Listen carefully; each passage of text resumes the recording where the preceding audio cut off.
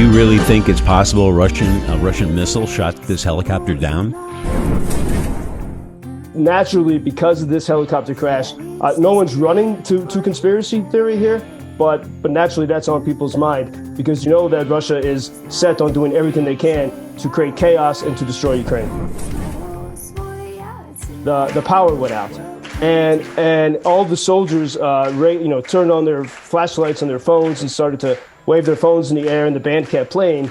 And in that moment, especially with people, the Polish leaders with whom I've been speaking, who have, many of them lived through the Soviet times, I was thinking of, throughout the whole 20th century, all these Eastern Europeans were struggling to be free of Moscow. That was the big story of the 20th century.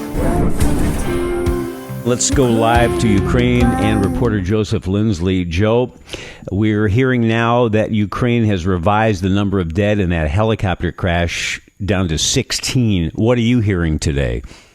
Hey, Bob. Good afternoon from Lviv. Well, as the battles continue to rage in Bakhmut and Donbass, and as Kherson continues to face shelling, another tragedy today with this helicopter that was taking off from Kyiv, going to Kharkiv, containing three senior members of the Ministry of Internal Affairs, including the minister of that department, Denis Monastersky, who was very close to President Zelensky. He was 42 years old.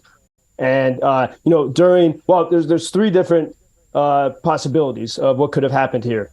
So the helicopter hit a kindergarten very close to Kyiv, not long after it had taken off. It could have been technical failure, although this was a good quality helicopter donated by the French government. The second possibility is pilot error. Because of the threat of anytime any aircraft in Ukraine is flying, they have to fly low. As I've seen when I've been in the east, they fly incredibly low to the ground to avoid detection by Russian missiles. And so it's a very risky enterprise. And also perhaps with the fatigue of war, maybe there could have been pilot error. I think much of the travel has been by car or train, but when officials need to get somewhere quick, they try to, it's very risky to use planes and helicopters as we see today. But this is maybe part of the reality here. And then the third thing, which has to be on everyone's mind, and this is the state security services of Ukraine say, all possibilities are open in this investigation. Was there something else going on here? Why were three senior leaders on the same flight together? And anytime we deal with Moscow and the Kremlin, we hear all the stories, for example, of those who've criticized Putin, who fall out of their hospital beds and then fall out the window. That has to be considered. In fact, the late Denis Monastersky, he previously worked with another Interior Department official who Russian agents tried to assassinate several years ago. So this could be, this is part of the investigation. And then a lot of people are remembering something that happened a few years ago. So yesterday, when I was meeting with the former deputy marshal, with the current deputy marshal of Poland, Małgorzata Gruszewski, her ex-husband was killed in a plane crash April 10th, 2010, in Smolensk, Russia. On that flight was the president and first lady of Poland, senior military leaders, many members of the Polish parliament, and senior officials of the Polish Catholic Church. And they were flying to Russia to commemorate a massacre that happened 70 years ago in the Kherson forest when Soviet agents under Joseph Stalin massacred 22,000 Polish military officers. And so on April 10th, 2010, you had almost the entire Polish leadership on a plane that went to Smolensk, and as it was landing, it crashed, and all of these people were killed, including the ex-husband of the deputy marshal of Poland with whom I spoke yesterday.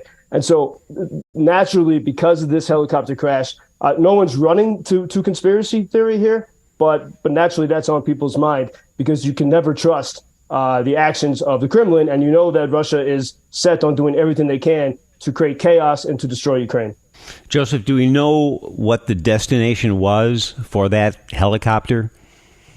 We're told that they were flying to Kharkiv region to a hotspot is the term they use. But that's all we know. And probably, we can never know for sure. All these things have to be kept secret. I did see a video of an eyewitness, an older woman in this suburb of Kyiv. And she said she saw the helicopter circling around and on fire. And in her assessment, the pilot was trying to avoid hitting the larger building and hit the smaller building, which unfortunately and horribly was a kindergarten that was full, and it was in school. That's interesting that the eyewitness saw the helicopter on fire. Do you think there is any, well, I know the answer to this question, there's a possibility of anything, but do you really think it's possible a Russian missile shot this helicopter down?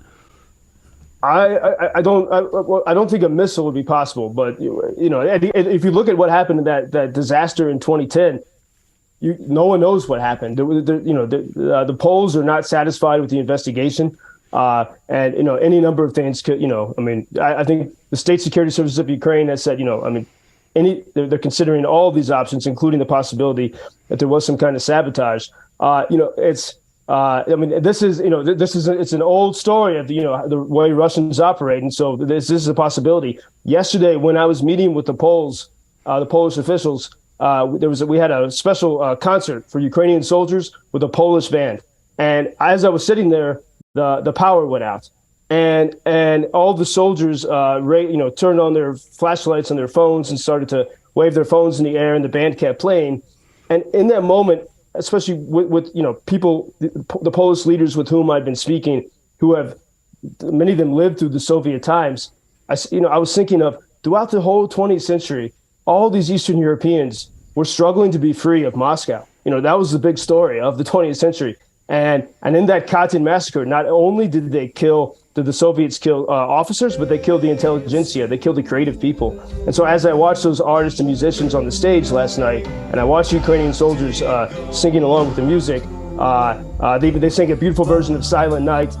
They also, because it's still Christmas here, of course, and then they sang Pink Floyd's Another Brick on the Wall, which is really, when I heard that last night, I really understood that song for the first time, that it's telling the dictators and the tyrants, you're just another brick on the wall. You're going to die one day. And but all the emotional energy yesterday, especially looking at the unity of the Polish and Ukrainian people, it's the same story throughout history, that you think you get freedom and then it comes under threat.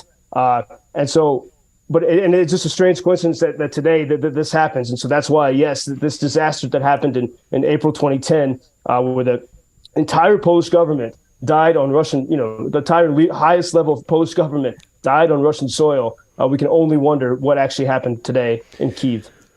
Freedom is not free. And since everyone, well, not everyone, but since there were so many top officials on that helicopter, I imagine they would try to keep that flight as secret as possible, wouldn't they?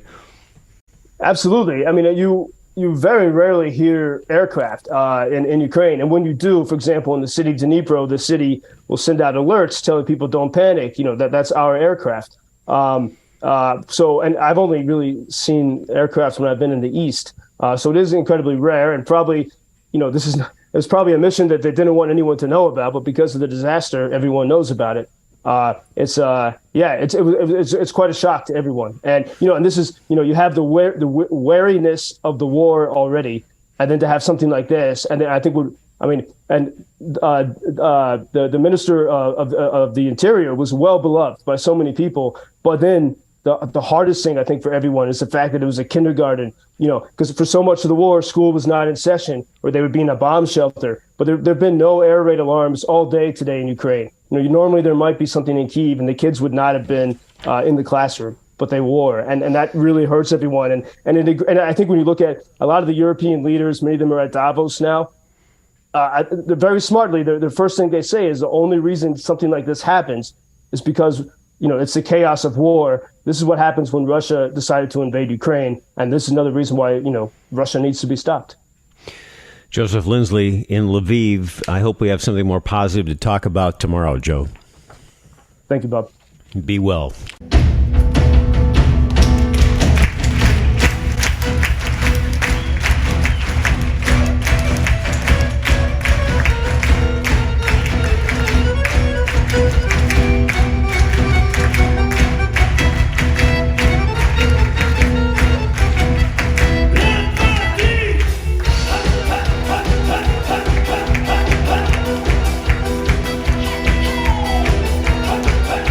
Maria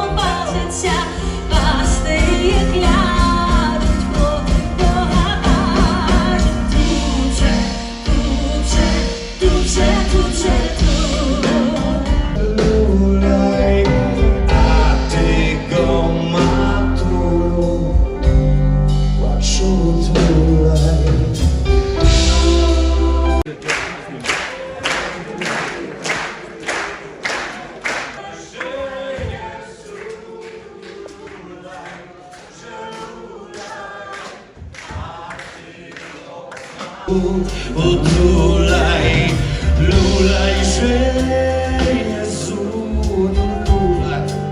że lulaj, a Ty go matulu w płaszczu utulaj. Тиха ніч, гей, утри сльози. Na sam koniec zobaczcie wszyscy. Pastuszkowie od swych szyc biegną wielce zadziwieni za anielskim głosem biegli. Gdzieś się spełnił cud, o cud. Hej, krzyczał, lewy krzyczał. Ona idzie stej na wyjdzie the wall. Ona idzie stej na wyjdzie the wall. Śmiertelna Ukraina. Brother, hold on.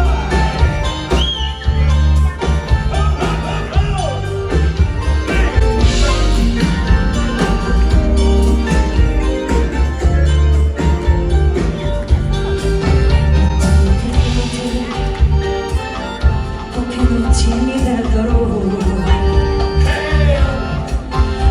ведуть люди, відтвердите на допомогу. Україна. Слава Україні! Слава нації!